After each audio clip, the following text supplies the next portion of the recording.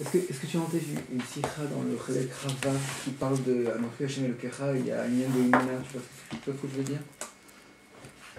Rava sur Yitro, quelque chose. Je n'ai pas regardé encore. Ah d'accord, tu connais pas.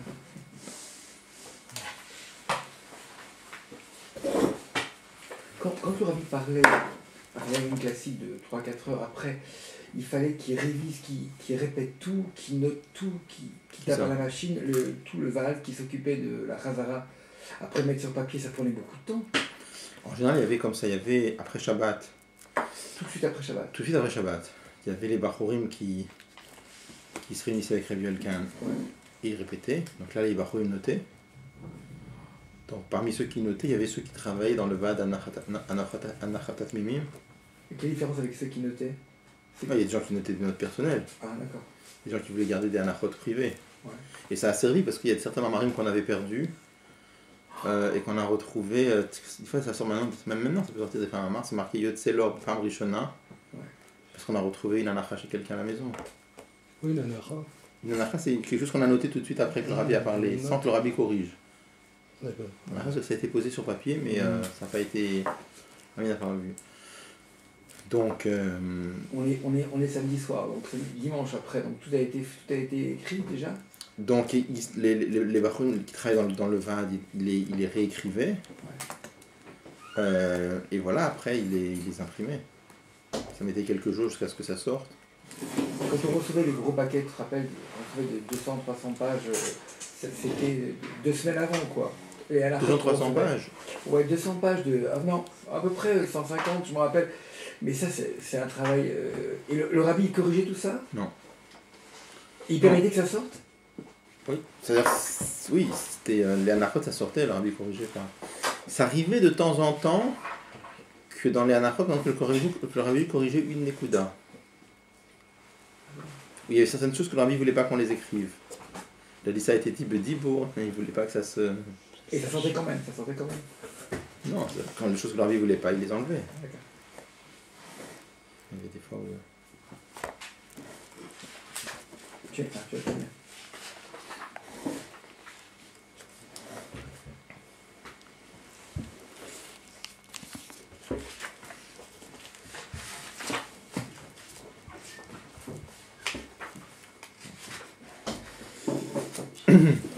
Alors donc on est après la page 158, donc on commence si Dieu le Père Vav.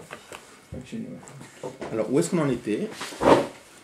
Donc là, en vérité, le Père Gris, c'était la suite, c'était la fin de la note, la parenthèse qui avait commencé à la fin du Père Dalet. Où est-ce qu'on en était? À la fin du Père Gimel, on avait posé une question. Et étant donné que le monde est Kaloul, il est englobé dans le Dvar Hashem, comment ça se fait que nous, on voit le monde en tant que monde? Et il avait dit, pour comprendre ça, Yesh Lagdim, il faut expliquer certaines choses. Qu'est-ce qu'il a commencé à expliquer? Dans le Père Dalet, il a commencé à expliquer, voilà qu'il est écrit, Kishem Hashomagen Hashem Elohim, que les deux noms de Dieu, Hashem et Elohim, sont comparés au soleil et au bouclier du soleil. Et là, il a commencé à expliquer donc, que le Shem Hashem, ça c'est l'amida de Chesed, c'est Agdoula, il y a Gadol et il y a Gibor. Et ça donne la création, c'est le corps qui permet de créer. Et c'est le Chesed qui est Blikvoul. Blikvoul, on avait dit pourquoi Blikvoul? Parce que le passage de la non-existence à l'existence, ça c'est un saut qui est Blikvoul. Ça crée un Blikvoul de créature. Et à part ça, on avait dit encore autre chose, c'est que c'est complètement Chinam. À Gibor, qu'est-ce que c'est? À Gibor, c'est le fait de voler. Alors, il a expliqué les deux midot, et donc les deux midot, à Gadol et à Gibor, la bonté et la sévérité. Mais au niveau des noms, il a expliqué qu'un seul des deux noms. Il a expliqué que le nom d'Hachem. Il n'a pas expliqué le rapport avec le nom d'Elohim. Et là, il va commencer le Perek Vav en expliquant le nom d'Elohim. Alors, une chose que je voulais reprendre, qu'on n'avait pas expliqué dans le Perek Dalet, quand il a expliqué le nom d'Hachem, il a expliqué que le nom de Dieu, Yud Ke Vav Ke, il dit ça représente cette notion de création. Pourquoi? Parce qu'il y a les trois lettres Ke Vav Ke, ça c'est la racine de Hové, c'est-à-dire faire exister. Et le Yud, il a dit le Yud ça représente Tmidut HaPeula, le fait que la Peula elle est continuelle. On l'a vu dans le Rashi de cette semaine, je ne sais pas si vous avez remarqué, en Azi Asher Moshe, Rashi le rapporte, là-bas il dit que Azi Asher c'est différent de Kachaya, c'est Yov. Parce que le Yud, là-bas c'est le Yud de Kachaya, c'est Yov. Ça veut pas dire, en général le Yud c'est la marque du futur en général. Et ça ne veut pas dire ainsi fera Yov, ça veut dire ainsi Yov avait l'habitude de faire constamment. D'accord. Quant pour Azi Asher Moshe, Rashi dit c'est pas que Moshe Rabbeinu il faisait constamment, là c'est un autre chef. Donc le Yud c'est... Donc on a expliqué comment c'est lié dans le Shem Hashem Yud qui va expliquer comment il y a le fait de créer. Maintenant, on a expliqué qu'à Gibor, la sévérité, le fait de voiler, la mida de Tzimtzum, ça s'appelle à Gibor. On n'a pas expliqué le rapport avec le nom de Elohim, on va le voir tout de suite. Juste une chose qu'on n'a pas eu l'occasion encore de dire, il y a un bur du père du Rabbi sur Yud Kevavke, où il explique le fait que le Yud, ça représente le fait que la Peoula, elle est continuelle. Et Kevavke, c'est le fait de faire exister. Il y a un biur de Reb Leivik, le père du Reb, hein. Il explique là-bas la chose suivante. Il explique que, on sait que toutes les choses sont betachlit adiouk. Toutes les choses sont très très très précises. Comment ça se fait que la tmidut, toute la Peoula, elle est portée en allusion par le Yud, Kachaya, c'est Yov. Bon, Rashi nous amène la Demoiselle amène une preuve de Rashi, d'accord, du Pshad. Mais le Pnimit Anyaim, pourquoi est-ce que c'est comme ça? Donc, il explique la chose suivante. On sait très bien que dans le nom de Dieu Yud Kevavke, la sphira de Yud, pardon, le Yud ça représente Chochma, et les trois autres lettres, Kevavke ça représente le He, le deuxième, le He c'est Bina, le Vav c'est les Simidot, et le dernier He, c'est Malchut. Donc, dit comme ça. Quelle différence fondamentale il y a entre Chochma et les autres Sphirot? C'est marqué en Chassidut dans beaucoup d'endroits que le lien de Chochma, c'est un peu la charnière entre au-delà de l'enchaînement des mondes et les mondes. On a déjà parlé de ça plusieurs fois. Pourquoi? Parce que quand par exemple on réfléchit à quelque chose qu'on ne comprend pas, on a une sensation d'obscurité. Puis après concentration, après réflexion, tout d'un coup, on a une sorte de clarté qui jaillit dans l'esprit, on se dit tiens, ça y est, j'ai trouvé. On a déjà dit plusieurs fois qu'au moment où on a cette sensation de tiens, ça y est, j'ai trouvé, on n'est pas capable d'expliquer. Et c'est bizarre quand même. Comment ça se fait que tu as une clarté, tu sens que c'est clair et tu n'es pas capable d'expliquer? C'est curieux. Et pour être capable d'expliquer, il faut faire un deuxième effort. Il faut se concentrer sur l'éclair initial que tu as eu. Et il faut le structurer, le faire entrer dans une structure, premièrement, deuxièmement, troisièmement. Et après là, tu es capable d'expliquer. Ça, c'est bina. Donc d'où vient cette sensation de clarté si tu n'es pas capable d'expliquer? Alors, ce qu'on explique dans Chassidut, c'est la chose suivante, c'est que là, il y a une très grande différence entre Chochma et Bina. Pourquoi? Parce que Chochma, c'est la chose qui brille en moi. C'est comme ça. On a déjà expliqué plusieurs fois qu'une svara, c'est pas quelque chose que nous on fait exister quand on y pense. La svara, elle existe. De la même façon que le livre qui est devant moi, je le vois, c'est pas moi qui le fais exister.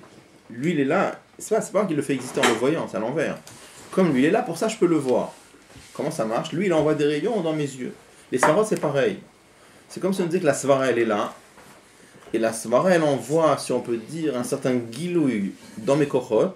Et moi, je capte les énéa sechel, les yeux du sechel. Donc la force de Chochma, c'est quoi? La force de Chochma, c'est quand la personne, l'homme, a ouvert, si on peut dire, les kélim de son sechel, il a réussi à capter le gilouï qui émane de la svara. Mais c'est pas toi. Puisque c'est pas toi, c'est pour ça que tu peux pas expliquer. D'où vient la sensation de clarté? Parce que la chose brille, tu as reçu un gilouï, donc tu as une sensation de clarté, et tu n'es pas capable d'expliquer encore. Bina, c'est quoi? Bina, c'est déjà ton cheshbon, ton raisonnement, ton analyse, ta façon d'expliquer, etc. Donc là, tu peux expliquer. Donc en résumé, quelle grande différence il y a entre Chochma et Bina? Bina, ça commence toi. Ça commence ton cheshbon, tes asbarot, tes explications. Et Chochma, qu'est-ce que c'est? Chochma, c'est ce corps qui est en toi qui te permet de capter quelque chose qui est au-dessus de toi. D'accord? Donc, il explique comme ça. La notion de hitavut est de faire exister, c'est faire exister une certaine chose. Donc là, c'est lié avec les séphirotes d'en dessous. Qu'est-ce que c'est que le lien de Chochma? Alors, là, il nous dit que c'est le lien de Tmidut Apeola. Qu'une action, elle est continue dans le temps. C'est-à-dire éternel, quoi. A priori, ça marche pas. La notion d'éternité, d'où ça peut venir? La notion d'éternité, ça doit venir de quelque chose qui est au-dessus du temps. D'accord? Tant qu'on est dans les gdarium du monde, il ne peut pas y avoir d'éternité. Pour qu'il y ait éternité, il faut être au-dessus du temps. Mais un yud tout seul, donc pour être au-dessus de la structure du monde, ça c'est yud. Yud, on a dit, c'est la charnière qui va au-dessus. Mais quand est-ce que le yud il représente la tmidut apeoula quand il est collé à kev avke? Pourquoi? Parce que éternité, ça veut dire quoi? Une éternité d'une action. Il faut qu'il y ait une action. Et que cette action, elle soit connectée, si on peut dire, à quelque chose qui est au-dessus du Seder Ishtalshelut, au-dessus de l'enchaînement. Donc c'est pour ça que le Yud tout seul, ça ne représente pas une Latmid Yud. Il faut que le Yud soit collé à quelque chose d'autre.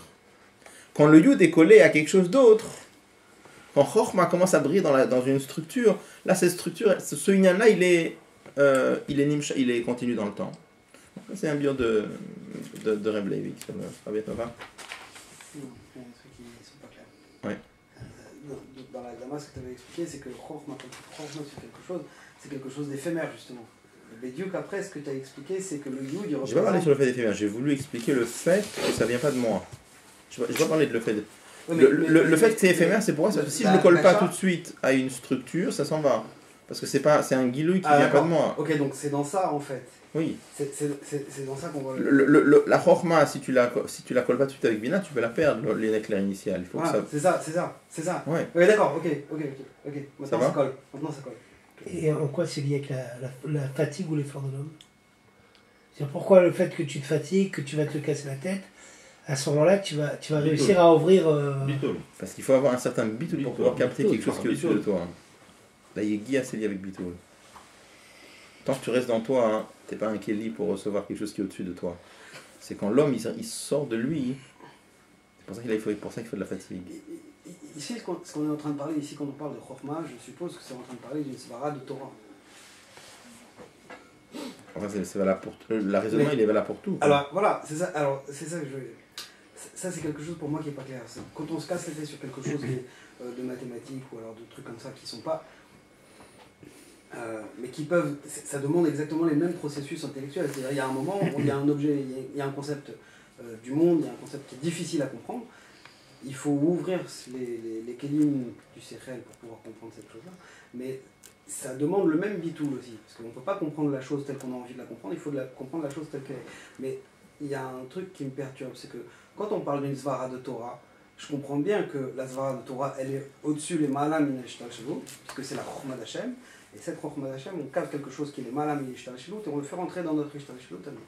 Mais quelque chose qui est, par exemple, un raisonnement mathématique, même qui est très difficile à comprendre, a priori, lui, il est dans ishtal shelu. Et pourtant, c'est la même mécanique qui est en jeu ici. C'est pire que ça, c'est pas simplement c'est une affaire d'Ishtal Shelut, c'est une affaire, c'est pas une affaire de Gdusha, c'est une affaire qui est liée au monde. C'est du rôle Donc total, en résumé, tu demandes comment ça se fait que même pour comprendre des yanim de Chol, il faut une affaire de la Bitoul. même mécanique. Parce qu'à la fin, même les yanim de Chol, ça fait partie de la bria d'Akadosh Baruch Hu. Est-ce que quelqu'un il veut comprendre les choses, il doit chercher le Emet. Et pour arriver à trouver le Emet, le Emet à la fin, c'est toujours un Emet qui est lié avec Akadosh Baruch Hu. Pour arriver à trouver le Emet, on a besoin de Bitoul. C'est ça qu'il dit Rambam dans Kiddush HaChodesh. Parce que dans Kiddush HaChodesh, Rambam... Kabbalah et Emet, on doit reprendre le Emet là où il se trouve. Peut-être c'est il lié à ça. dit les choses en mathématiques qui ont été prouvées, où on considère que c'est Emet. Et que Il dit même si ça vient pas de Mekorot, de Torah, parce que ça a été perdu, mais ça vient quand même de... C'est 9 lots Chokhmah. Hein? C'est 9 lots Chokhmah. Il y a des fanures de Chokhmah. En tout cas, à la fin, c'est quelque chose qui est Emet. Et pour trouver le Emet, on a besoin de Bitoul. Il y a différentes madrigotes dans le Bitoul, mais c'est pas... C'est impressionnant. Dans le Marat, c'est pour plus ça. Chez Tikrav, il s'étude. À propos de quoi? On lui a mis des centaines d'arguments, il s'est tout cassé, il n'a pas répondu. Quelqu'un qui fait Et de là, la la philosophie, comprendre. que c'est du Chez shaker. Tikrav. Comment? Quelqu'un qui fait de la philosophie, Chez c'est du Tikrav. philosophique, c'est du shaker. Et qui va se casser la tête et qui va comprendre. Parce que l'autre il dit alors que c'est du shaker. Ça doit avoir zéro phénoménatique, quoi. D'avoir Ça l'air pourrait être efficace, hein. Je me suis posé plusieurs questions, comment ça marche? Parce que, par exemple, il y a des svarot qui sont fausses. D'accord? Alors comment ça se passe? Les svarot qui sont fausses, elles existent aussi, mistama. Donc ça veut dire comme ça que, j'aimerais bien avoir écrit ces choses-là, je sais pas. Donc par exemple, des svarot qui sont fausses, elles doivent aussi exister dans De la guérette à côté, je parle de ça. C'est 9 lots Chorma, ce que je t'ai dit. C'est des des svarot qui sont fausses. Fausse, Bien non, sûr. non, 9 non. lots Chorma, là-bas, il parle quand même des sciences humaines, de tout ce qu'on apprend dans le monde. Mais c'est pas C'est pas faux. faux. Attends, Je parle de choses fausses. c'est 1 Une plus 1 svara égale qui est- 3. 1 plus 1 égale 3. 1 Une plus 1 svara égale 3. fausse. Ah, je demande. Récupérer dans les clips. Ah voilà, bon, mais ça j'ai pas vu écrit, donc j'aime pas dire des choses. Il faut voir, a priori ça devrait être comme ça, mais il faudrait le voir trouver écrit, on peut pas dire des choses comme ça tout seul. Bon. V'hinei Shem Elokim ou Shem Midat HaGvura ve'atzimtzum. Donc là il revient, hein. Parce qu'après il a expliqué à Gibor, mais il n'a pas fait la relation avec le nom de Elokim. C'est des mots compréhensibles, mais là il fait la relation. Il dit le nom de Elokim, ça c'est la midat de sévérité de Tzimtzum. Et c'est la raison pour laquelle le nom de Elohim, ça fait la même valeur numérique que Ateva. Pourquoi? Quel rapport entre le Tzimtzum et la nature? Il dit le fi shema stira or shel mala. Parce que la nature, c'est quelque chose qui voit la lumière d'Akadosh Baruch Hu, ameave u'mechaye olam, qui fait exister et qui fait vivre le monde. Venir et ça donne l'impression Keiloa Olam Omed Mitnaheg Bederech HaTeva, comme si le monde tient, c'est-à-dire existe et se conduit Bederech HaTeva. On a déjà eu l'occasion de le voir que le mot Teva, c'est la même racine que ce qu'on a eu dans la partie de la semaine dernière, Tubu Beyamsouf, ils se sont noyés dans la mer. Teva, c'est la même racine que se noyer.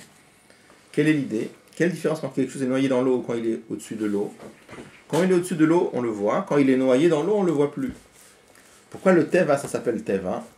Parce que le Teva, ça noie, si on fait dire, ça cache la présence d'Akadosh Baruch Hu. Pourquoi? Parce que ça donne l'impression que le monde est dirigé par des règles de la nature. On n'a pas l'impression que c'est Akadosh Baruch Hu qui dirige. En vérité, en Chassout, c'est marqué que quand le soleil se lève, quand le soleil se couche, tout ce qui se passe, c'est Akadosh Baruch Hu qui conduit tout. Et c'est la même chose que l'ouverture de la mer Rouge. La seule chose, c'est que, étant donné qu'on est habitué, que ça se passe tout le temps comme ça, alors ça donne l'impression que ça se fait tout seul.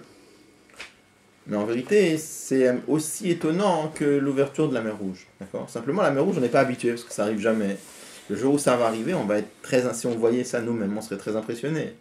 Alors que quand on voit le soleil qui se lève et le soleil qui se couche, on n'est pas du tout impressionné. Mais en vérité, c'est la même chose.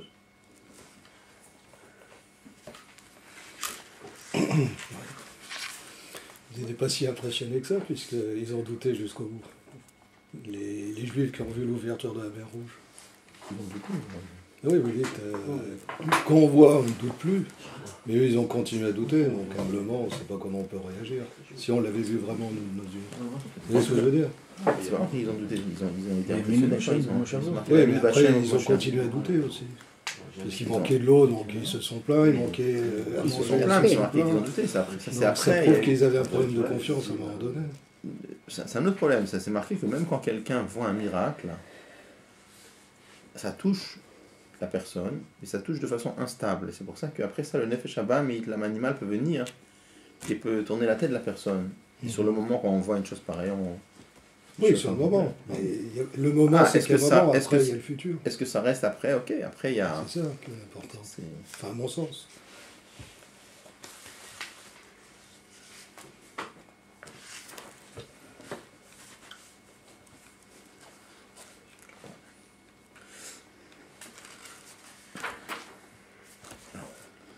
Shem Elohim Zeh, il dit ce nom de Elohim, ou Magen, c'est lui qui est le bouclier, Venat qui est la gaine, le Shem Havai pour le nom d'Havai Yud Kevavke.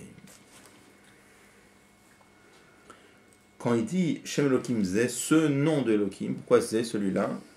Il y a une note dans la Bible, il dit c'est parce qu'il y a d'autres noms d'Elohim qui sont plus hauts que ça. On dit il y a plusieurs madrigotes dans le Shem Elohim. Le nom d'Elohim qui est marqué dans le Pasuk, qui Shemesh Umagen Havai Elohim, lui c'est un bouclier. Mais il y a d'autres noms de Elohim qui sont beaucoup plus hauts. Quand c'est marqué par exemple dans les 10 commandements, c'est d'abord Elohim et Kol Advarim Ha'eleh les morts. Là-bas, le nom d'Elohim, c'est un nom d'Elohim beaucoup plus haut que ça. C'est pas une affaire de Tzimtzum là-bas. C'est autre chose. D'accord? Donc pour ça, il dit Shem Elohim Zeh. Ce Shem Elohim qui est marqué dans le verset qu'on a vu dans Teilim, qui Shemesh Magen Elohim, lui c'est un Shemesh, c'est un bouclier. Après, oui, si c'est le même nom qui est employé, c'est qu'il y a un lien quand même entre les deux. Certainement. Ouais. Il y a des Birim Chazot pour expliquer que le Tzimtzum il a un shoresh très très haut.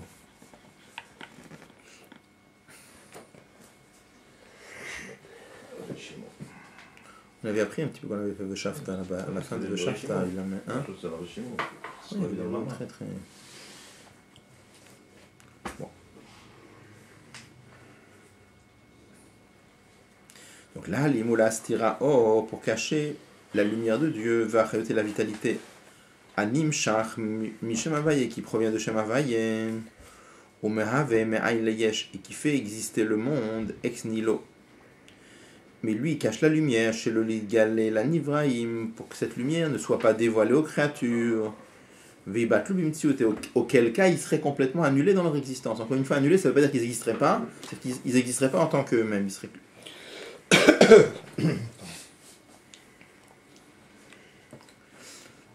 Bon. Là, C'est la fin. comment? C'est la fin en fait. Là, c'est la fin du biur de Shem C'est la Elohim. fin, c'est ça. Là, c'est la fin du biur de Shem Elohim. Maintenant, il va expliquer comment ce nom de Elohim, comment la Mida de Tzimtzum, elle est complètement unifiée avec le Shem Havaye. Et à quoi ça va servir de parler de ça? Ça va permettre de répondre aux questions qu'on a. Là, on va bientôt arriver à la réponse de la question qu'on a posée dans le Perek Aleph. D'accord? Hein? Qui est Taïom, on va chez Vata. La question qui était Veyadatayom Vashevata Levavecha, Vrita Lealdat Rachesh Elohim Nishrimam. Cette question qu'il avait posée au début, on va répondre ici. Mais dans la parenthèse du chapitre 5, il avait quand même répondu un peu à cette idée-là. 2 fois on l'a vu. À la fin du Dalet et dans le. Il n'avait pas les liens de Yehoud entre Havaye, enfin, Chesed et Goura. On en a parlé, mais. Dessus. On n'en a pas parlé clairement du Yichud entre les deux. Nous, on en a parlé. Nous, on en a parlé, mais dans les mots de Admor Zaken, on n'en parle pas clairement. Ce que je ne sais pas, par contre, je ne sais vraiment pas, comment se fait-il que le biur de Shem Elohim, il le met dans un perek à part? Exactement. Je ne saurais pas, je n'ai pas vu de biur sur ça. La suite de d'avant. Parce que c'est comment il a fait? Il a commencé à expliquer le verset qui Shem Eshumagen Hashem Elohim. Il a expliqué le Shem Havaye. Et de là, il a commencé à expliquer que les deux noms de Dieu, c'est Agadol et Agibor. Il a expliqué qu'est-ce que c'est Agadol. Après, il a expliqué Agibor. Et là, il revient sur le Shem Elohim. Il dit le Shem Elohim, ça c'est pareil que Agibor. Et il explique comment c'est lié avec le Shem Elohim, Begmatria Ateva. Ok. Mais pourquoi il met ça dans un perek à part, je ne saurais pas dire. Bon, on sait que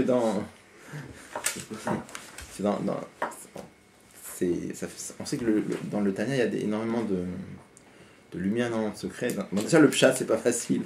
Déjà, le pshat. Mais après, il y a tout ce qui est ça, c'est encore... En gros, toute la grande introduction ici qui met entre parenthèses tous les énigmes très kabbalistiques difficiles à comprendre, il aurait pu le mettre après, c'est ça que tu veux dire? Enfin, pourquoi il l'aurait pas mis après? Par exemple, déjà ça, mais comment ça fait qu'il a coupé le biur avec la parenthèse, hein? Ouais. Je sais pas. Je n'ai pas vu de biur là-dessus, je sais pas. C'est-à-dire, qu'est-ce que ça apporte, cette parenthèse dans le Pérec? Non, la parenthèse, que ça apporte, on comprend ce que ça apporte. Dans le Pérec Vav, non, mais la question c'est... Qu'est-ce que ça apporte ici dans le Pérec Vav? Non, là, s'il termine le biur qu'il a commencé. Mais s'il a mis la parenthèse avant... Non, la parenthèse, c'est a priori, des questions.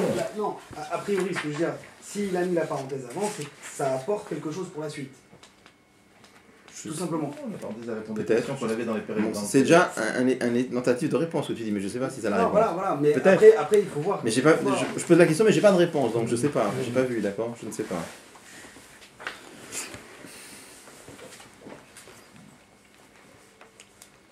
Alors. Varé, et voici. Donc là, ça commence quelque chose de nouveau. Là, il va expliquer une nouvelle nékoda. Là, on a terminé le biur du Shem Elohim. Prinat Gvurazu Vetzimtzumazeh, il dit ce niveau de Gvura et ce niveau de Tzimtzum, Hugam Ken Prinat Chesed, c'est aussi un niveau de bonté. Donc la sévérité, C'est aussi un niveau de bonté. Juste, pourquoi il dit, là aussi il dit Gvura zu v'tzimtzum hazeh, pourquoi? Rabbi, c'est pour exclure ce qui est marqué dans Perek Vav. À la fin de Perek Vav, dans la première partie du Tanya, là-bas il parle de tzimtzumim qui servent à créer les clipotes. Il dit ça là-bas, ça c'est de la Gvura, c'est pas de la Gvura qui est la madriga de Chesed. C'est que sur la Gvura dont nous on vient de parler, c'est le fait de voiler le Shem Havayé, ça c'est de la Gvura qui est unifiée avec Chesed. Mais l'autre Gvura qui sert à créer les clipotes, ça c'est vraiment de la Gvura. Bon, une note du Rabbi sur cette note, elles sont dans le... Quand Rav Weinberg avait fait le livre Shurim Besefer Tanya, C'est une note. oui, c'est une note qui est là-bas. Et vous savez, quand il faisait le Shur de Tanya à la radio, il écrivait d'abord le biur qu'il allait dire à la radio, il le mettait d'abord par écrit pour savoir. Et avant de dire le Shur, il le faisait rentrer chez le Rabbi. Il a été zoré que plusieurs fois le Rabbi a fait des notes sur le Shur qu'il allait faire à la radio. Donc grâce à ça, on a eu plusieurs Pirushim du Rabbi sur Tanya, grâce à ça. Il y a un endroit, je vous une parenthèse, il y a un endroit où il a dit un pshat et il nous a raconté, j'ai entendu de lui-même, il a raconté, il avait dit que ce pshat là, c'est l'Admor Azaken, il a jamais pensé à un pirouche pareil. Il a dit même pas dans les Shevim Panim chez Batorah, ça se marque qu'il y a 70 façons d'expliquer la Torah. Il a dit il n'y a même pas une des 70 façons d'expliquer la Torah dans laquelle l'Admor Azaken il a pensé à un pirouche pareil. C'est sur Yanim d'Avat Israël, il voulait dire un pshat un peu. Pas je crois. Je ne sais plus ce que c'était, mais il nous avait dit lui-même. Il a dit c'est complètement faux. Il a dit ce pshat là est complètement faux. Et lui il a tiré son pirouche. D'où il a pu l'avancer. Il y a beaucoup d'endroits en Tanya, on ne savait pas vrai. Des fois c'était dit le pshat était différent, on ne savait pas qu'est-ce que c'était le pshat, c'était quoi, c'était pas évident. Hein. Il y a beaucoup d'endroits où le Rabbi m'a expliqué, il y a énormément d'endroits où le Rabbi a dit le pshat. Ça c'était pas évident du tout. Mais là il a dit il n'y a aucun, même pas un des Shevim Panim où il y a un pirouche pareil. Bon.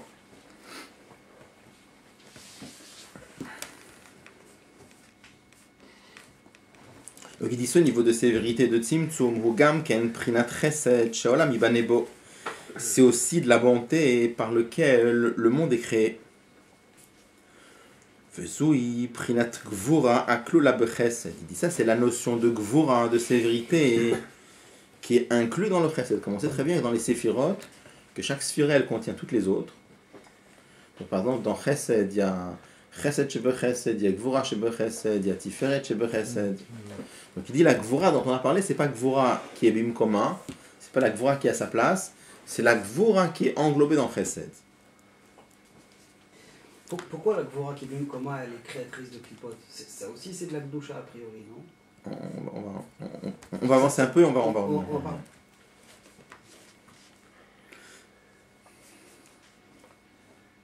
Alors, là qu'est-ce qu'il dit? Il dit parce que Sheolam Ibanebo. Il dit qu'en vérité, grâce à cette Gvura, ça permet de construire le monde. C'est-à-dire, donc quelle est l'idée ici? Étant donné que le but divin, comme on va expliquer après, le but d'Akadosh Baruch Hu, c'était de créer un monde qui se ressente comme Yesh, comme il y a, et le travail du juif, c'est d'annuler le Yesh. Donc pour qu'il puisse y avoir un travail pareil, il fallait que le monde puisse se ressentir comme Yesh. Donc ça veut dire que finalement, cette notion de Tzimtzum, ça fait partie de la création du monde avec tout le tachlit qui lui est donné. Donc il dit que ça c'est la notion de Gvura qui est Klula Bechesed. On va avancer tout de suite.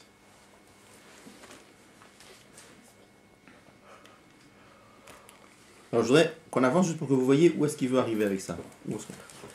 Il dit du fait que les midot sont englobées l'une dans l'autre. Nir et la aïn, il dit il est visible à l'œil, on voit bien. Des iyo vegar moichad, que lui et ses attributs ça fait un. Il dit puisque les midot, on voit bien que Gvura c'est pareil que Chesed, on voit bien comment c'est possible. La seule explication c'est parce que Akadosh Baruch Hu et ses attributs ça fait un. Shehen midotav qui sont parce que sont ses attributs. Qui me'achar shehen beyichud gamor imo, et étant donné que les séphirot, que les attributs de Dieu sont un avec lui-même, La reine, c'est la raison pour laquelle c'est la raison pour laquelle ils s'englobent l'un avec l'autre. Ils s'unifient l'un avec l'autre. Ou klulot zumizu, et l'un est englobé dans l'autre. Comme c'est marqué dans Patach Eliyahu, c'est toi qui les attaches et qui les unifie. Ou barminach, et en dehors de toi, il n'y a pas d'unification possible dans les mondes supérieurs. Alors, je donne le plan. Où est-ce qu'on veut arriver? Ça va être plus facile à suivre. L'idée à laquelle on va arriver, c'est le suivant.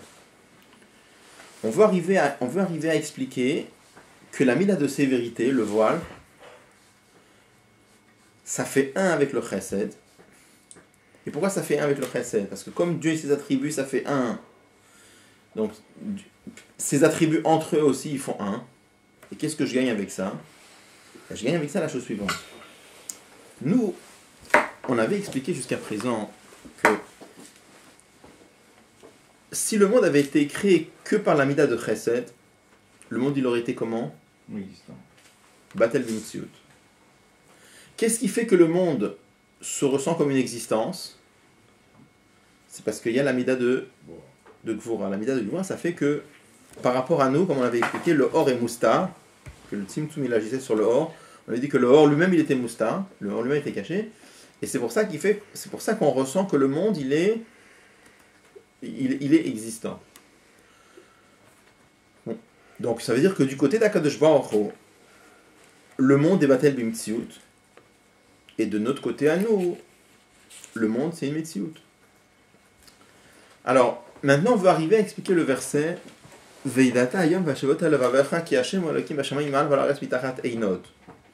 Tu vas savoir aujourd'hui et tu vas méditer dans ton cœur que Hashem hu Elokim, et c'est pour ça que einot, ça veut dire quoi? Au début du verset, au début de Shara Yichud, on avait posé la question, comment on avait traduit le verset? Tu vas savoir que Hashem c'est lui qui est Dieu. Hashem hu Elokim, comment on a traduit? Hashem c'est lui qui est Elokim, donc c'est lui qui est Dieu. Dans les cieux en haut, sur la terre en bas, il n'y en a pas d'autres. C'est-à-dire, sous-entendu, comme on l'avait compris, tu aurais pu croire qu'il y a plusieurs dieux, qu'il y en a un autre en bas, sous la terre. On te dit non, il y en a un seul. Donc, le Baal Shem Tov, on avait demandé la question, est-ce que vraiment j'aurais pu croire une chose pareille au point que la Torah me dit, Veyadata ayom, tu vas savoir, et quand tu sais, ça ne suffit pas, il faut que sans arrêt, Vashevotel vavecha, que tu médites sans arrêt, parce que c'est quelque chose de très fugace, de très fugitif, qui n'est pas évident à comprendre. Comprendre qu'il n'y a qu'un seul Dieu, c'est très facile à comprendre. On ne comprend pas qu'est-ce qu'il y a. Alors, le bio qu'on va voir ici, c'est tout à fait autre chose. Il va traduire comme ça. Einod, c'est pas Einod, il n'y a pas d'autre Dieu. Einod, c'est il n'y a rien d'autre. Tu vas comprendre que à part Dieu, il n'y a rien qui existe. Et ça, c'est pas facile à comprendre parce qu'il y a un monde qui existe. Et c'est pas ça, on l'avait dit, c'est pas de l'illusion, c'est réel. La Torah nous dit Breshit bara Elokim. Et bien même que le monde existe, il y a quand même que Dieu qui existe. Comment ça se fait? Alors on a déjà un début de réponse, on a dit, par rapport à Hachem, il n'y a que Hachem qui existe, puisque le monde est Batel b'mtsiut. Mais le problème c'est que, de notre côté à nous, il y a le Shem Elokim qui voile. Et on avait dit que le voile, il est amiti, il est vrai. D'accord? Ça c'est encore discutable. Enfin, quand même il y a un monde. Sauf il y a un monde. Alors, étant donné que le voile, il est amiti, d'accord? La question c'est, comment est-ce qu'on peut dire que il n'y a rien en dehors de Dieu? Et sur ça, il est en train de dire, même si on a dit que le Tzimtzum, il est amiti, mais étant donné, tu vas savoir que Hashem hu Elokim, Hashem c'est le nom d'Hashem, le Or. Elokim c'est le Tzimtzum, la mida de Tzimtzum. Et les deux font un, puisque les deux font un, par rapport à Hachem, d'accord? Par rapport à Hachem, le Tzimtzum ne voile pas du tout. Et par rapport à Hachem, ça reste que Einod, qu'il n'y a rien en dehors de Dieu. Ça, c'est le plan. Donc, la phrase qu'il est en train d'expliquer ici, c'est très important pour la suite de la compréhension. Ce qu'il dit, ce morceau dans lequel il dit que la mida de Gvura, elle fait un avec le Chesed, c'est important. Parce qu'il veut te le rentrer dans le bur du Passouk. Veyadata ayom vashevota elvavecha ki Hashem hu Elokim. C'est-à-dire, en d'autres termes, comment on avait compris Hashem ou Elokim dans la question et comment on comprend Hashem ou Elokim dans la réponse? dans la question, on avait compris Hachem ou Elohim, tu vas savoir que Hachem, c'est lui qui est Dieu. Et Einod, ça veut dire qu'il n'y a pas d'autre. Il n'y a pas d'autre quoi? Il n'y a pas d'autre Dieu. Dans la réponse, c'est autrement. Dans la réponse, c'est comme ça. Tu vas savoir aujourd'hui que Hachem ou Elohim, ça veut dire qu'en vérité, Hachem et Elohim, ça fait un. Puisque Hachem et Elohim, ça fait un, le tzimtzum, le voilement par rapport à Dieu, ça voile rien du tout. Et quand tu vas comprendre ça, et c'est pas facile à comprendre, alors tu vas comprendre que Einod, qu'il y a vraiment que Dieu qui existe. C'est la base même. Comment? C'est la base même. La base de quoi? À la base de l'existence de Dieu, qui n'existe que Dieu. Et que s'il a voulu faire ce monde, c'est parce que c'était son choix personnel. Oui, ça c'est sûr. Non, mais je sais pas, je vois pas où est la démonstration, c'est pour ça. En fait, on pose un postulat, il n'y a pas de démonstration, il n'y a pas d'explication. Pas d'explication sur quoi? Par rapport à l'existence de Dieu. On va pas l'existence de Dieu. L'existence du monde par rapport à Dieu. L'existence de Dieu, c'est pas une question. La question, c'est l'existence du monde. Ben voilà, l'existence du monde par rapport à l'existence de Dieu. Je vois pas Oui. En quoi c'est sujet à débat. Sur quoi c'est sujet à débat? Je vais vous dire. A priori, comment nous on comprend? On comprend comme ça. Avant la création du monde, il n'y avait que Hachem. Il était tout seul. On est d'accord? Une fois qu'il a créé le monde, ils sont deux maintenant. Il y a Hachem et il y a le monde. Il y a deux choses qui existent. Donc, Où est le débat? Hachem, il n'est plus tout seul. Oui, mais c'était sa volonté. Oui, et nous, on n'a pas dit comme ça. On a dit que même quand le monde il existe, Hachem, il est toujours aussi seul. Einod, même quand il a créé le monde, Einod, il n'y a rien d'autre que lui. Par rapport à lui, pas par rapport à nous. Oui, Mais nous, on doit... Oui, mais d'accord, évidemment. Mais pourquoi il n'a pas dit Elohim ou Hachem? C'est plus logique. Je sais pas. A priori, il faut revoir. Ouais. C'est une question. Je leur dire Elohim ou Hachem? Bon. Parce que nous, Là, c'est le. On veut faire réfléchir. Bon. Il faut voir, j'ai pas de dur sur le. Ouais, j'ai pas de dur sur le moment, mais il faut voir. D'accord. Ça va? Ouais.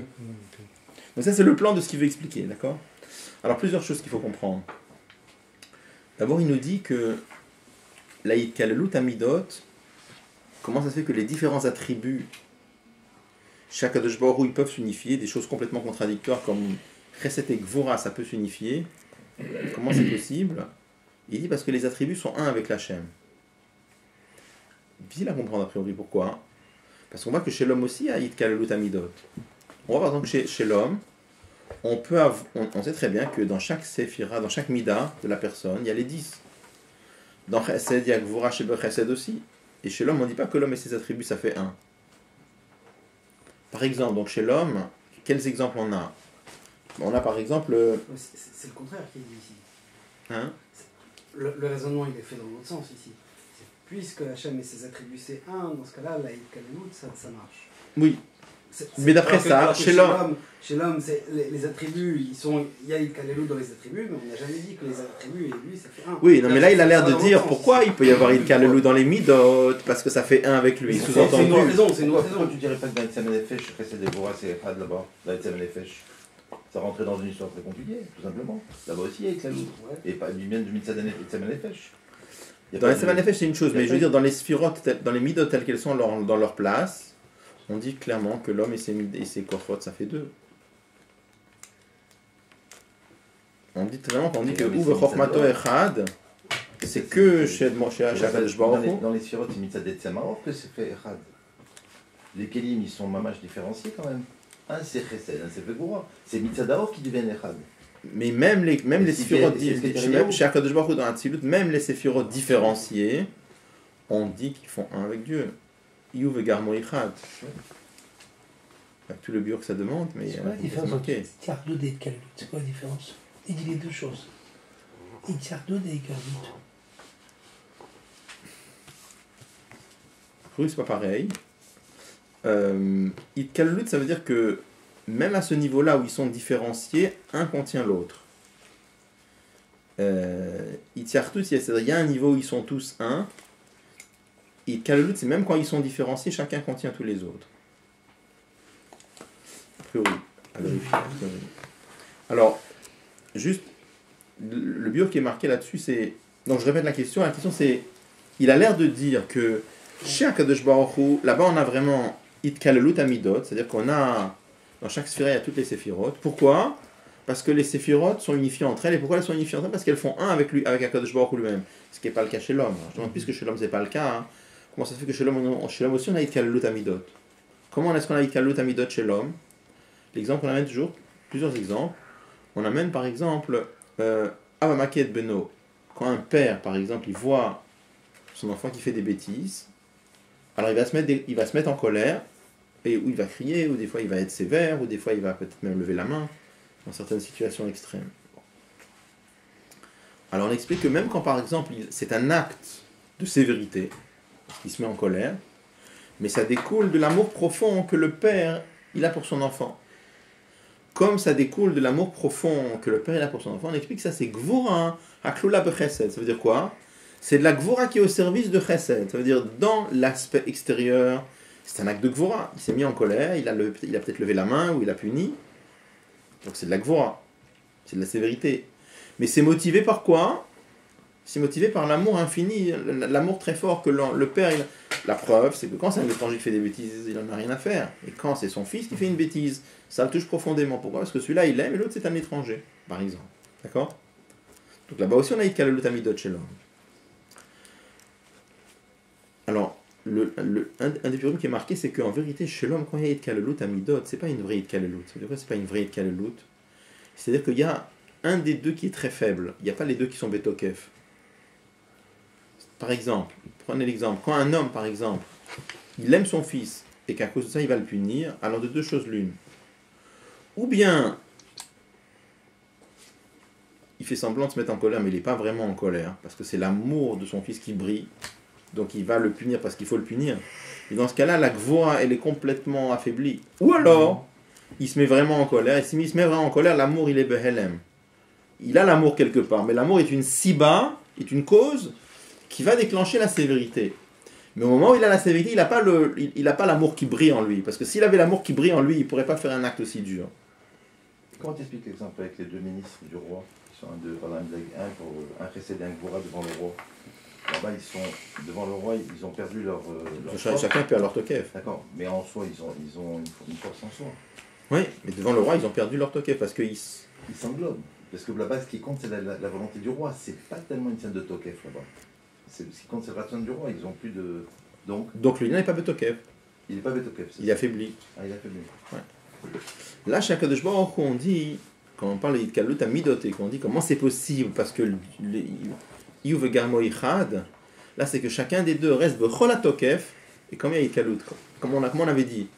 On avait dit que, si vous vous rappelez, quand on avait parlé dans le Perek Dalet, on avait dit que le Or, il est là, Bechol HaTokef, et s'il n'était pas là, Bechol HaTokef, il ne pourrait pas créer. Et le Tzimtzum, il fait qu'on voit rien du tout. D'accord? Donc il y a vraiment le Or Bechol HaTokef, et le Tzimtzum, il fait qu'on voit rien du tout. Donc on a les deux qui sont Bechol HaTokef. Comment on peut avoir Itkalut des deux ensemble? Parce que Akadosh Baruch Hu, ses attributs, ça fait un. Ça veut dire quoi? Ça veut dire que la Gvura qui est dans le Chesed, elle a la même force que la Gvura chez Begvura. Gvura chez Bechesed et Gvura chez Begvura, ça a la même force les deux chez Akadosh Baruch Hu? J'ai pas très bien. Qu'est-ce que tu veux dire par là? Je peux pas. Là, on dit que la Gvura chez Bechesed, elle a le même tokef que Chesed chez Bechesed. C'est ça qu'on est en train de dire. Non, là je dis comment on voit le lien de Itkalut. Je vais expliquer pour... Là il a l'air de dire comme ça. Comment c'est possible d'avoir la Gvura qui est englobée dans le Chesed? Gvura chez Bechesed. Il dit parce que... Oui. Comment c'est possible? Il dit parce que Dieu et ses attributs ça fait un. On a demandé la question, mais voilà que chez l'homme et ses attributs ça fait pas un. Et quand même il y a Gvura Klula Bechesed. La réponse, c'est que chez l'homme la Gvura qui est Klula Bechesed, un des deux est affaibli. Ou la Gvura est affaiblie ou le Chesed est affaibli. Mais il n'y a pas vraiment les deux Bechol HaTokef. Là, quand on dit qu'on a Gvura qui est Klula Bechesed, la Gvura elle est Bechol HaTokef et le Chesed il est Bechol HaTokef. Et quand même on a les deux ensemble. Et comment c'est possible? Parce que Yuv Garmo Ichad, parce que Dieu ses attributs ça fait un. Ma question c'est que Gvura chez Bechesed, ça a la même force que Gvura chez Begvura. Qu'est-ce que ça veut dire ça a la même force? Ce qu'on est en train de dire, Bechol HaTokef, donc on est en train de donner une échelle ici. Il n'y a pas un des deux qui s'est affaibli par rapport à l'autre. Voilà. Je n'ai pas parlé de Gvura chez Begvura. J'ai pas parlé de Gvura chez Begvura. J'ai dit que là, quand on a Gvura qui est chez un homme, par exemple, tu peux avoir la Gvura qui est au service de Chesed. Mais quand la Gvura elle est au service de Chesed, ou bien la Gvura elle est estompée, ou le Chesed est estompé. Mais il n'y a pas le fait que les deux sont là avec toute leur force. C'est ça qu'on veut dire. D'accord? Parce qu'un homme ne peut pas calibrer, c'est pour ça que c'est pas toujours en équilibre. Comment? On ne peut pas arriver à calibrer une... Non, parce que comme c'est deux notions contradictoires, tu ne peux pas avoir les deux ensemble. Ah, d'accord. Tu ne peux pas en même temps être en colère infinie contre ton fils et en même temps avoir l'amour infini pour ton fils. C'est ou l'un ou l'autre. Tu l'as en potentiel, En potentiel, mais en même temps, les deux ensemble, tu ne peux pas avoir ou l'un ou l'autre. Oui, le feu cohabite pas dans un même truc. Hein, voilà. Oui, le feu cohabite pas. C'est pas possible. Si quelqu'un rentre dans une colère terrible contre son fils, l'amour est voilé. Ça ne veut pas dire qu'il n'a pas, mais c'est voilé.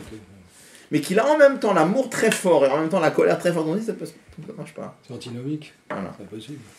Chez Akadosh Baruch Hu, c'est Shaya. Chez les Sadikim, comment ça marche? Ça marche pareil que chez nous ou alors ça marche pareil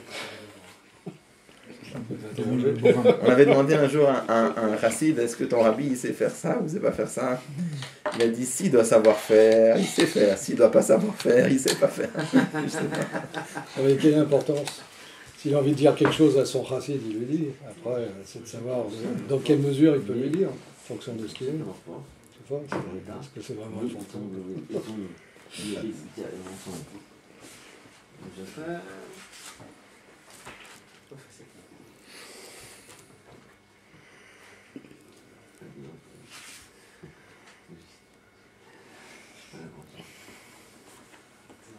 Encore une note du rabbi qui est mentionnée dans les Shurim et Sefer Tanya. Il faut bien comprendre ce qu'il dit là-bas, mais en tout cas, le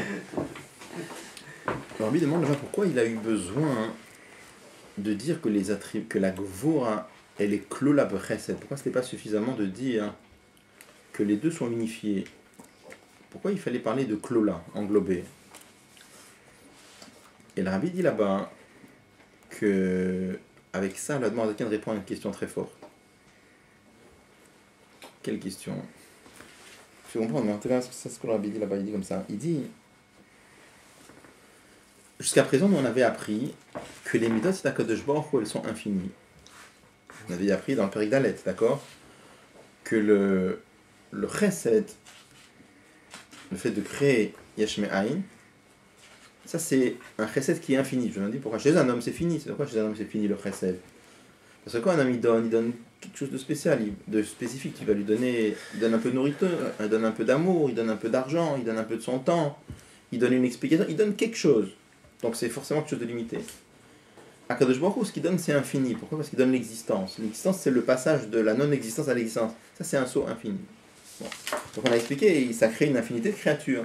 Le chesed chez Akadosh Baruch Hu, il est blikvul. Et il a dit que toutes les midot d'Akadosh Baruch Hu sont blikvul. Donc dans ce cas-là, la mida de Tzimtzum, elle doit être aussi blikvul. Si la mida de Tzimtzum elle est blikvul, alors comment ça se fait qu'il y a un Seder Ishtal chelou dans lequel, pourquoi ça se fait qu'il y a un enchaînement de mondes dans lequel il y a des, dans notre monde à nous, effectivement, Akadosh Baruch Hu est complètement voilé. D'accord? Mais il y a des autres mondes au-dessus d'une autre dans lesquels Akadosh Baruch Hu est dévoilé, un peu moins, jusqu'à ce qu'on arrive à pas du tout. Évidemment, étant donné que la mida de Tzimtzum elle est blikvul, alors normalement il ne devrait pas y avoir de Seder Ishtal. Chez l'autre partout, la lumière d'Akadosh Baruch Hu devrait être voilée complètement. À l'infini. Hein, à l'infini, un voile infini qu'on ne voit pas du tout. Et là, il y a des olamot dans lesquels Akadosh Baruch Hu est voilé, mais que partiellement. Alors le Rabbi dit que pour répondre à cette question-là, l'Admorazaken dit que la Gvura dont on parle ici, c'est la Gvura qui est kloula b'chesed. Ça veut dire quoi? Étant donné qu'il y a le chesed c'est le Gilouï à chaque monde, dans chaque madriga, la Gvura, étant donné qu'elle est kloula b'chesed, elle s'adapte au niveau de chesed qu'on veut donner dans chaque monde. Il faut comprendre. Vous pouvez regarder, c'est quelques lignes en style télégraphique très. En tout cas, ce que le Rabbi dit là-bas, il faut comprendre. C'est un Gilou Yelem, non? Hein? C'est pas un Yelem de Gilou Yelem. C'est pas un Yelem de Gilou Yelem. Non. Étant donné que la Gvura, si c'était Gvura tout seul, bon, ça c'est une Tzimtzum absolu. Tzimtzum absolu. Bon, bah, ok, alors Mais étant donné que c'est Gvura qui est Klula Bechesed, et dans chaque Madrega, Kadosh Baruch Hu veut un certain niveau de lumière, alors la Gvura, elle est adaptée à chaque fois, elle est Klula selon le Chesed qu'on veut donner dans cette Alors partie. là, attends, là, ça contredit ce qu'on dit ici, parce que là ça veut dire qu'elle perd du tokaf. Mais moi, j'avais pas compris comme ça, le livre. Dans les Madrigot où elle est Klula, si à Kadosh Baruch Hu, il y a des endroits où il veut qu'elle soit pas complète. Là-bas, elle n'est pas complète, pourquoi? Parce qu'elle est Klula Bechesed. Mais j'avais le clou-là, j'ai compris dans le sens que, en fait, c'est le recette qui agit d'une façon de Gvura, c'est comme une irolette. J'ai pas vu comme ça une de. Parce que c'est comme ça que j'avais compris mon excellent. J'ai pas compris comme tu viens d'expliquer. Tu vois ce que je veux dire? Je pensais que la Gvura, comme elle est une irolette de aussi bien puisqu'elle est Bligvoul, comme le Tzimtzum d'ailleurs, dans l'autre sens aussi. Alors elle agit d'une façon de Gvura. Mais elle reste recette de qui? J'avais compris comme ça les clés, j'avais pas compris ce que tu viens d'expliquer. Tu vois où il y a la différence entre les deux? La différence entre les deux? Oui. Parce que là-bas, on a l'impression que c'est mariage dessus. On a l'impression que c'est fondu. C'est une seule chose. Là-bas, c'est un recette qui agit vraiment d'une façon de Gvura. Il peut faire comme il veut. Là, tu as une vraie caloute. Là, regarde, tel que Rabbi explique, c'est un vrai Nyan de Yitkalelut. Mais c'est pas comme ça, alors que je viens de te dire, c'est pas comme ça. Il faut comprendre. Je ne suis pas sûr d'avoir compris exactement ce que tu dis pour pouvoir dire ce qui est pas juste dedans. Moi. C'est une qualité Le fait, supplémentaire de Dieu. le fait qu'il y Il peut se retenir, ait ça à différents niveaux. ça enlève l'infini en fait Ouais. de la chose. Oui, Voilà, ça. Mais dans la Gvura. oui, Mais dans les deux. apparemment. Voilà. Faut comprendre la note, vous pouvez regarder dans c'est pas facile à comprendre la note. C'est encore plus dur. Mais on est en train de dire que ici le chien unique, c'est Gvura chez Bechesed. C'est pour ça que je te dis. Ah, c'est ça le chien. C'est parce qu'il y a des gens qui peuvent, Ah, c'est pas. pour rien donner, Et c'est donc c'est cette définition de Gvura chez Bechesed. c'est une idée encore plus haute. C'est comme on est en train d'expliquer.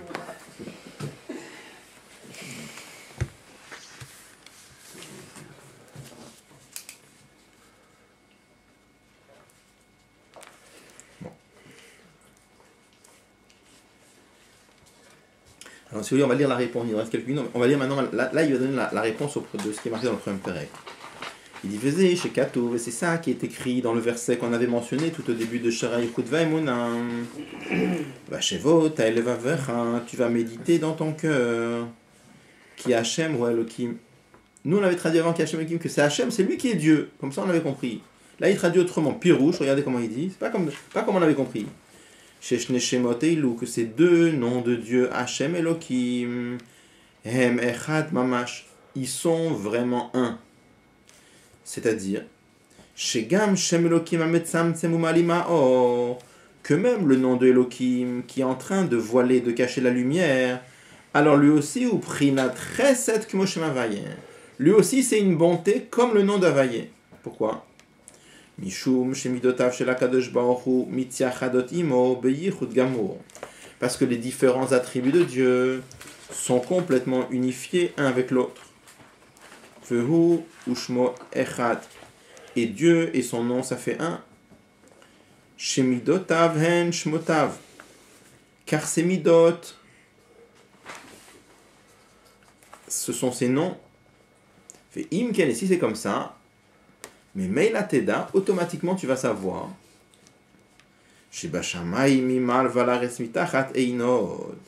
Une fois que tu as compris que les deux noms de Dieu ça fait un, alors là tu vas comprendre que dans les cieux et sur la terre, Ein Od, Pirouche, ça veut dire quoi? Ein Od, nous on avait compris avant, Ein Od, il n'y a pas d'autre Dieu. Il traduit autrement. Pirouche ça veut dire, Shegam Haaretz Achumrit, même la terre matérielle, grossière, Shenirit Yesh Gamor, le Ein Kol, qui apparaît comme existante aux yeux de tous. Hi Ain Vefes Mamash, en vérité, elle est complètement Ain Vefes, elle est complètement Betela. Les Gabé Akadosh Baruch Hu, par rapport à Akadosh Baruch Hu lui-même. Pourquoi? Ki Shem Elohim, Eino Malim Umetzamtzem Ela la Tartonim. Le nom de Elohim, le nom de Dieu, ça ne voile que par rapport à nous. Velo le Gabé Akadosh Baruch Hu, mais pas par rapport à Dieu. Par rapport à Dieu, ça voile pas du tout, parce que les attributs, étant donné les attributs, c'est lui-même, ça fait un avec lui-même, c'est pour ça que ça voile pas. Machar Shehu Ushmo Elohim Echad, parce que lui et son nom de Elohim, ça fait un. La reine, et c'est la raison pour laquelle, Gam haaretz ou mitachat laaretz, même la terre et ce qui est en dessous de la terre, Hen ain vefes mamash le gabe akadosh baruch hu, par rapport à akadosh baruch hu, c'est complètement battel. Ain vefes, encore une fois, ça ne veut pas dire que ça n'existe pas. C'est-à-dire que ça n'existe pas en tant que Metziut Nifredet. Pourquoi il y a besoin de faire toutes ces démonstrations à partir du moment où tu dis que Dieu et son nom, ça fait un, tu n'as plus besoin de rentrer dans tout le reste. Après, à partir du moment où tu dis où Dieu et son nom, ça fait un, et que Dieu et Shem Elohim, ça fait un, Oui. ben c'est tout, il n'y a plus que Dieu.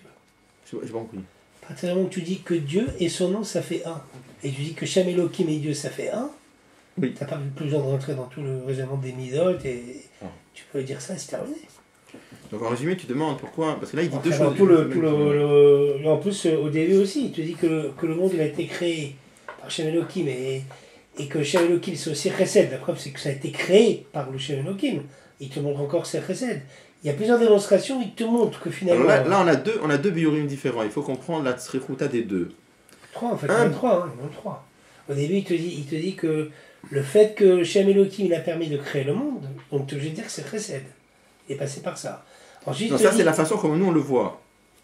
Ça c'est la façon. Il est aussi passé par ça. Même si c'est la façon dont on le voit, il le dit quand même. Il dit quand même que tu as une preuve que aussi c'est Chesed. Oui, donc ça permet aux Juifs d'être mitbonen et de voir avec ses yeux que le Shem Elohim c'est vrai, c'est vrai que ça descend plus sur terre. Ça permet à nous de mieux voir. Ça permet à nous. Mais après... Mais les deux biurim c'est quoi? Il donne un... Donc là, il manque une bonne question. Il dit a priori il y a deux biurim différents ici. Il y a un biur de dire que les deux noms, que les deux midot, ils font un, parce que un est inclus là dans l'autre. Et dans la suite du biur, il insiste sans arrêt qu'en vérité, les midot, elles font un avec Dieu. Pourquoi on a besoin de dire les deux? Bon, il y a tout un... Il y a là-dessus, il y a un mamar que je voulais faire. Si Dieu veut, peut-être on le fera... Alors, je ne sais pas si on terminera Shara Yechoud ou si on s'arrêtera un moment pour faire... Il y a tout un mamar du rabbi Gadol Yekvod Habayit Tafshin Chafbet. Et là-bas, il y a beaucoup de biorim du rabbi sur Shara Yechoud, en particulier sur cette question. Donc, le mamar, il faut le faire parce que c'est un mamar qui est... en tout cas, c'est un mamar qui fait appel à beaucoup de notions de Shara Yechoud, donc c'est sûr que c'est Kedaï de l'apprendre, je sais pas, peut-être après avoir fait le Perek Zayin ou quand on aura tout fini, je sais pas, enfin, si on finit, je sais pas. Mais en tout cas, apprendre ce mamar, c'est Kedaï de... je pense que ça vaudra la peine d'apprendre. Mais là-bas, il y a tout, ça parle de ça là-bas. Bon. Pourquoi on a besoin des deux biorim? On dira peut-être quelques mots là, parce que la prochaine fois, sur ça.